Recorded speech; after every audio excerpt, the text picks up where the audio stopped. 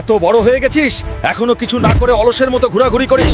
যা, এখনই ঘর থেকে বের হয়ে যা। নিজের পায়ে দাঁড়াতে না পারলে আর ফিরে আসবি না। বাবা, ঘর ছেড়ে চলে যাস না। তোর বাবার সেই সময় একটু মাথা গরম ছিল। না মা, আমি প্রতিষ্ঠিত হয়ে তারপরেই বাড়ি ফিরব। বাবা হাল্ক, আমি তোকে খুব ভালোবাসি, কিন্তু এই দুনিয়ার বাস্তবতা যে অনেক কঠিন।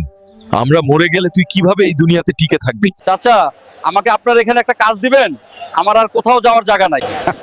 ঠিক আছে ভাতিজা, আজ থেকে তুমি আমার চায়ের দোকানে মন দিয়ে কাজ করবা। এই নিন চা। আপনার আর কিছু লাগলে আমাকে বলুন। এতদিন বাবার হোটেলে খেয়ে বাস্তবটা বুঝতে পারি নাই। আসলে টাকা কামানো অনেক কষ্ট, কিন্তু আমাকে নিজের পায়ে দাঁড়াতেই হবে। আব্বা, আম্মা, আমি আসছি তোমাদের কাছে। তোমাদের ছেলে আজকে অনেক বড় লোক। বাবা, মা, দেখো, আজ তোমার ছেলে অনেক গাড়ি বাড়ির মালিক, আর তোমাদের জন্য কিন্তু একটা সুন্দরী বৌমাও নিয়ে এসেছি। বাবা হাল্ক, তুই এতদিন কোথায় ছিলি?